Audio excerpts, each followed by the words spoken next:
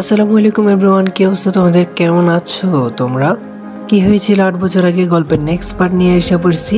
তো যারা চ্যানেলে নতুন আছেন তারা চ্যানেলটি এখনই সাবস্ক্রাইব করে বেল আইকনটি প্রেস করে দিবেন। সবাই ভিডিওতে লাইক, কমেন্ট এন্ড শেয়ার করে দিবেন। তো চলুন আর দেরি না করে এখনই শুরু করে দেওয়া যাক আমাদের আজকের ভিডিও। আমার মাথা যেন বন বন করে ঘুরছে। নীলার বাবা এটা কি বললো? আমি কি নীলাকে ভুলে থাকতে পারবো? এখন আমি যদি নীলাকে এই কথাগুলো বলি তখন সে আরো কষ্ট পাবে। নিজের বুকের ভিতর এত কষ্ট চাপা আছে এমনিতেই, তারপর আবার এসব ভাবছি আর নিজেকে ধিক্কার জানাচ্ছি। তখন নীলা বলল, তুমি এসব সহ্য করতে পারছো কিভাবে?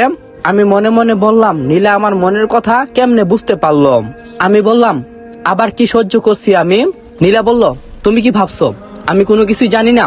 আমি কিছুই শুনি নাই, আমি সব কিছুই শুনছি। বাবা যখন তোমাকে এসব কথা বলছিল তখন আমি দরজার পাশে দাঁড়িয়েছিলাম আর কান পেতে তোমাদের সব কথাই শুনছি। আমি বললাম, আরে এটা কিছুই না, উনি তো আমাকে এসব কথা বলতেই পারে, আর বললেই কি আমি তোমাকে ভুলে যাব নাকি? সেটা কখনো হবে না। নীলা বলল, সেটা আমি কখনো হতে দেব না, কারণ আমার তোমাকেই লাগবে। আমি বললাম, আমারও শুধু তোমাকে লাগবে। তারপর নিলাম আর আমি সেখান থেকে উঠে পড়লাম। জানি না বাসায় গেলে কি হবে। ওর বাবা তো না করে দিয়েছে, এখন কি করি কিছুই মাথায় আসছে না। আজকে বিয়ে হওয়ার কথা, কিন্তু সেটার হলো কই, কিভাবে কি হয়ে গেল তা ভাবছি। এদিকে নীলার বাবা বাসায় আসলো আর নীলার মাকে বলল, তোমার মেয়ে কই? আজকে ওর বিয়ে। তখন নীলার মা বলল, সেটা তো জানি, ওদের কি বিয়ে? নীলার বাবা বলল, ওদের মানে কাদের কথা বলছো তুমি? নীলার মা বলল, আরে সাজ্জাদ আর নীলা ওদের কথা বলছি, তুমি কি রাজি হইছো আবার? যাক, তাহলে তো ভালোই। নীলার বাবা বলল, আসলে মাথা গিয়েছে তোমার, ওই ছেলের সাথে কিভাবে ওর বিয়ে দেব? তোমাকে না বলছি তখন আমি আমার মেয়ের কথা, মানে আজকে আমার বন্ধুর সাথে কথা বলছি, আমার বন্ধু রাজি হয়েছে ওর ছেলের সাথে বিয়ে করাবে। তখন নীলার মা বলল, কিন্তু তুমি তো মেয়েকে কিছুই বলোনি আর আমাকেও এসব কথা বলোনি। নীলা কি তোমার বন্ধুর ছেলেকে বিয়ে করবে? ও তো সাজ্জাদকে অন্ধের মতো ভালোবাসে। নীলার বাবা বলল, কেন করবে না? আর ভালোবাসলে কি হয়েছে? ওই ছেলে একটা ইতিম। আমার বন্ধুর ছেলে অনেক ভালো, দেশের বাইরে নিচের একটা কোম্পানি আছে, বাড়িঘর সব কিছুই আছে, তাও দেশের বাহিরে। একবার যদি বিয়ে হয় তাহলে আমার মেয়ে অনেক সুখে থাকবে। তাছাড়া আমাকে বলছে বিয়ে হলে নীলাকে নিয়ে দেশের বাইরে চলে যাবে। নীলার মা বলল, আমি কিছুই জানি না, তোমার মেয়ে তুমিই জানো। তোমার মেয়েকে আমি বলছি, কিন্তু তোমার মেয়ে বলছে তোমার সাথে কথা বলবে, সেটাও তোমরা দুইজনেই বুঝে নিও। এদিকে নীলা বলে উঠে, সাজ্জাদ আমি আর হাঁটতে পারবো না, আমাকে একটু কুলে নাও। নীলার কথা শুনে ভাবনার জগৎ থেকে হুঁশ ফিরলো আমার। তখন আমি বললাম, নিচ্ছি, এদিকে আসো। তারপর আমি নীলাকে কুলে নিলাম। নীলা তো মহা খুশি, সে আমার বুকে ভিতর যেন ঢুকে যায় এমন অবস্থা। তখন নীলা বলে, চলো একটা রিক্সা ডাকো, বাসায় যেতে হবে, আমাদের বিয়ের তো দেরি হয়ে যাবে। তখন আমি বললাম, ঠিক আছে চলো, আর আমার একটা কাজ আছে। নীলা বলল, তোমার আবার কি কাজ? আমি বললাম, আরে তুমি এখানেই দাঁড়াও, ওই যে রাস্তার ওপাশে ফুচকার দোকান আছে, আমি ফুচকা নিয়ে আসি, যেতে যেতে দুইজনে খেয়ে যাব। নীলা বলল, তুমি ফুচকার কথা বলছো? বা আমার সাজ্জাদ তো দেখি অনেক চেঞ্জ হয়ে গেছে। শুনো না, আমি সহ তোমার সাথে যাই। আমি বললাম, তার দরকার নেই, তোমার পায়ে এমনিতেই ব্যথা, 2 মিনিট লাগবে, আমি যাবো আর আসবো। এই বলে নীলাকে কুল থেকে রেখে আমি সেখান থেকে এক দূরে ওই পাশে যাচ্ছি আর ভাবছি বাসায় গেলে কি হবে। এসব ভাবতে ভাবতে দোকানের দিকে যাই। অন্যদিকে নীলার বাবা বাসায় বসে আছে। নীলা আসলে সাজ্জাদকে চলে যেতে বলে, তার বন্ধুর ছেলের সাথে নীলার বিয়েটা দেবে। কিছু সময় পর বরপক্ষ আসে, কিন্তু নীলা বাসায় নেই। তখন নীলার বাবা বলে, সবাই বসুন, আমি নাস্তার ব্যবস্থা করছি। বরপক্ষ থেকে বেশি মানুষ আসেনি, তারপর বড় করে অনুষ্ঠান করবে। এদিকে নীলই কিছুই বুঝে উঠতে পারছে না কি হচ্ছে। তখন নীলই জান্নাতকে ডাকে আর বলে, কে উনারা আর এখানে কি করছে? তখন জান্নাত বলল, আমি যা শুনলাম তা শুনলে তুমি অবাক হয়ে যাবে। নীলই বলল, মানে? আমি তো কিছুই বুঝে উঠতে পারছি না। জান্নাত বলল, আসলে ওই ছেলেটাকে দেখছো, তার সাথে নাকি আঙ্কেল নীলার বিয়ে ঠিক করছে। নীলই বলল, মানে? তুমি এসব কি আবল তাবল কথা বলছো? তোমার মাথা কি ঠিক আছে? আজকে তো নীলা আর সাজ্জাদের বিয়ে, তাহলে এই ছেলেটা কোথা থেকে আসলো? জান্নাত বলল, আমি কেন মিথ্যা কথা বলবো? আমি কালকে রাতে যখন ওয়াশরুমে যাচ্ছিলাম তখন শুনলাম আঙ্কেল এসব কথা বলছিল আন্টিকে। তখন আমি দরজার আড়াল থেকে সবকিছুই শুনলাম। নীলই বলল, এসব কি সাজ্জাদ জানে? তখন জান্নাত বলল, তা সঠিক, আমি জানি না, তুমি বরং সাজ্জাদকে একটা কল দাও। জান্নাতের কথা অনুসারে নিলয় আমাকে কল দেই। আমি তখন ফুসকা হাতে রাস্তা পার হচ্ছিলাম। কে ফোন দিয়েছে তা দেখার জন্য ফোনটা পকেট থেকে বের করতে যাব, ঠিক তখন একটা গাড়ি এসে আমাকে ধাক্কা মারে। তখন নীলা আমার কাছে দৌড়ে আসে। গাড়িটা কেমন জানি চেনা চেনা লাগছিল। আমার মাথা ঘুরছে, তাকিয়ে দেখার চেষ্টা করছি কিন্তু মাথা উঠাতে পারছি না। মাথায় হাত দিয়ে দেখি অনেকটাই ফেটে গেছে। আমার চোখ দুটো যেন বুজে আসছে, সব যেন অন্ধকার হয়ে এলো। নীলা তখন সাজ্জাদের কাছে দৌড়ে আস্তে আস্তে বলল, এই সাজ্জাদ উঠো।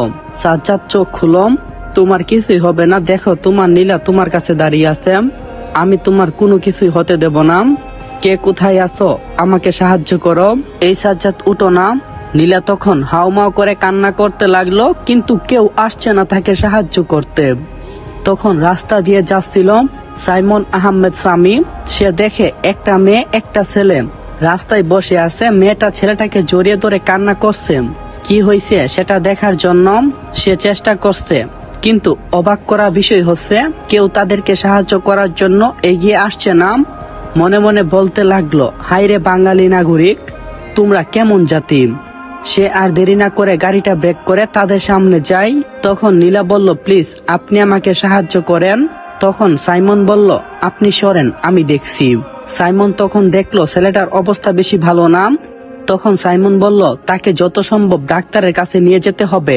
তখন সাজ্জাদকে কুলে করে গাড়িতে উঠাই। সে নিজেও ড্রাইভিং সিটে বসে পড়ে। নীলা তখনও কান্না করছে। সাইমন নীলাকে থামতে বলে, কিন্তু নীলা আরো জোরে কান্না করছে, কারণ তার জানটা চেয়ে আর ভালো নেই। আল্লাহ তার সাথে কেন এমনটা করলো। সাইমন গাড়ি চালাতে লাগলো হাসপাতালের উদ্দেশ্যে। তখনই সাজ্জাদের ফোনটা বেজে ওঠে। নীলা দেখে নিলয় কল করছে। নীলা তখন হাউমাউ করে কান্না করে বলতে লাগলো, নিলয় ভাইয়া, সাজ্জাদ কেন কথা বলছে না। তখন নিলয় বলল, কি হয়েছে সাজ্জাদের? নীলা, তুমি এসব কেন বলছো? আর সাজ্জাদ কোথায়? তুমি ওর কাছে ফোনটা দাও। নীলা শুধু কান্না করছে, কিন্তু উত্তরে কোনো কিছুই বলতে পারছে না। তখন সাইমন নীলার কাছ থেকে ফোনটা নিয়ে বলতে লাগলো, উনি এখন কথা বলার অবস্থায় নেই, আমরা এখন হসপিটালের দিকে যাচ্ছি। সাইমন ঠিকানাটা দিয়ে দিলাম, আপনি এখানে চলে আসেন, আমরা কিছুক্ষণের মধ্যেই হাসপাতালে ঢুকব। তখন নিলয় বলল, আপনি কে কথা বলছেন? আর সাজ্জাদ কোথায়? তখন সাইমন বলল, আপনি আমাকে চিনবেন না। আর সাজ্জাদ কিনা জানি না, কিন্তু একটা ছেলে খুব খারাপ অবস্থায় রাস্তায় পড়েছিল, আর এখন বর্তমানে আমার গাড়িতে আছে। আপনাকে আমি যেখানে আসার কথা বলছি আপনি সেখানে চলে আসেন, আমরা এইমাত্র হাসপাতালে ঢুকব। কথাগুলো শুনে নিলয় থমকে যায়, মেঝেতে পড়ে যাওয়ার মতো অবস্থা। তখন জান্নাত বলল, কি হয়েছে, তুমি এমন করছো কেন? তখন নিলয় আমতা আমতা করে বলে, সাজ্জাদ হাসপাতালে। তখন নিলয় আর জান্নাত ঠিক করলাম তারা হাসপাতালে যাবে। তখন জান্নাত আর নিলয় বাসাবর্তী বরযাত্রীর সামনে। যখন বাসা থেকে বের হতে যাবে তখন নীলার মা বলল, কোথায় যাচ্ছ তোমরা? জান্নাত বলল, সাজ্জাদ ভাই এখন হাসপাতালে। নীলার মা বলল, কি হয়েছে সাজ্জাদের? তখন জান্নাত সবকিছু খুলে বলে, কিন্তু নিলয় লক্ষ্য করে দেখলো যে নীলের বাবার মুখে হাসির রেখা। নীলের তখন বুঝার আর বাকি রইল না, মনে মনে বলতে লাগলো, তার মানে নীলার বাবা সাজ্জাদের এমন অবস্থার জন্য দায়ী। যে মানুষ কতটা নিচে নামতে পারে টাকার জন্য। এই দুনিয়ার মানুষগুলো আসলেই টাকার পাগল, মনে মনে ভাবছে। তখন নীলার বাবা নাটক করে বলল, কি হয়েছে আমার বাবা সাজ্জাদের? তখন জান্নাত বলল, সবকিছুই তো শুনলেন, এখন চলুন হাসপাতালে যাই। তখন নীলার বাবা বলল, বাড়িতে এত মেহমান কেমনে যাই, তোমরা বরং দেখে আসো। নীলার বাবার এরকম কথা শুনে জান্নাতের আর বোঝার বাকি রইল না, তাই সে নিলয়কে নিয়ে হাসপাতালের উদ্দেশ্যে ছুটে যায়। ইতিমধ্যে সাইমন গাড়ি নিয়ে হাসপাতালে প্রবেশ করছে। হাসপাতালে যেন হইচই পড়ে গেছে। সাইমন আহমেদ হাসপাতালে কি করছে? ডাক্তারের শরীর যেন ঘামতে শুরু করলো। সাইমন যখন বলল, ডাক্তার সাহেব, এই রোগীকে তাড়াতাড়ি ইমার্জেন্সিতে ভর্তি করেন, তাকে যে কোনো মূল্যে বাঁচাতে হবে। তখন ডাক্তার সাজ্জাদকে চেক করে। ডাক্তার বলল, আসলে রোগীর অবস্থা অনেক খারাপ সাইমন সাহেব। সাইমন বলল, আমি কিছুই শুনতে চাই না ডাক্তার, আপনি যেভাবেই হোক না কেন উনাকে বাঁচাতে হবে। ডাক্তার তখন বলল, আমি যথাসাধ্য চেষ্টা করব, আপনি চিন্তা করবেন না। এটা বলে ডাক্তার নার্সকে ডেকে বলল, তাড়াতাড়ি রুগীকে ইমার্জেন্সিতে নেওয়ার ব্যবস্থা করেন। ডাক্তারের কথা মতো নার্স সাজ্জাদকে ইমার্জেন্সিতে নিয়ে গেলাম। আর এরই মধ্যে নিলয় আর জান্নাত হাসপাতালে চলে আসে।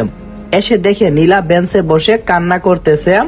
জান্নাত তার পাশে গিয়ে বসে আর বলে, নীলা, সাজ্জাদের কিছুই হবে না, তুই নিজেকে শক্ত কর। নীলা বলল, আপু, সাজ্জাদ আমার সাথে কথা বলেনি কেন? তুমি বলো না। আমি আর এমন করব না সাজ্জাদ যেন আমার উপর না রাগ করে। নীলা কেমন জানি পাগলের মতো হয়ে গেল। তা নীলাকে দেখে বেশ বুঝতে পারছে জান্নাত তাকে সান্ত্বনা দিচ্ছে। আর তার কিছুক্ষণের মধ্যে ডাক্তার বের হয়ে আসে।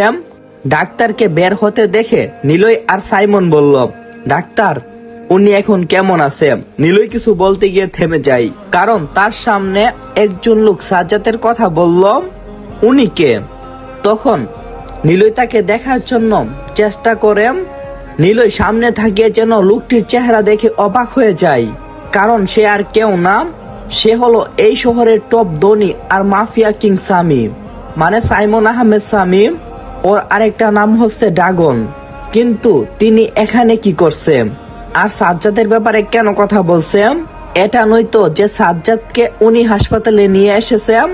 ডাক্তারের দিকে তাকানো মাত্রই দেখলো ডাক্তারের হাত পা কেমন কাঁপছে, কারণ কাঁপবারই কথা। ডাক্তার কাঁপা কাঁপা কণ্ঠে বলল, সাইমন সাহেব, উনাকে বাঁচাতে হলে। এই কথা বলা মাত্রই সাইমন ডাক্তারের কলার চেপে বলল, মানে কি বলতে চাও তুমি? ডাক্তার বলল, তেমন কিছু না, রুগীকে বাঁচাতে হলে রক্তের দরকার। সাইমন বলল, রক্তের গ্রুপ কি? ডাক্তার বলল, ও নেগেটিভ। সাইমন বলল, রক্তের ব্যবস্থা আমি করছি। এই বলে কাকে যেন ফোন করে। আর কিছুক্ষণের মধ্যে রক্ত নিয়ে হাজির হয় একজন লোকটি এসে সাইমনকে বলল, বস, আপনার কথা মতো রক্তের ব্যবস্থা করছি, এই নিন রক্ত। সাইমন রক্তটা নিয়ে ডাক্তারকে দিল আর বলল, ডাক্তার সাহেব, তাড়াতাড়ি করুন। ডাক্তার বলল, আপনি চিন্তা করবেন না। এই বলে ডাক্তার নিজের কাজে নিয়োজিত হলো। সাইমন পাইচারি করছে।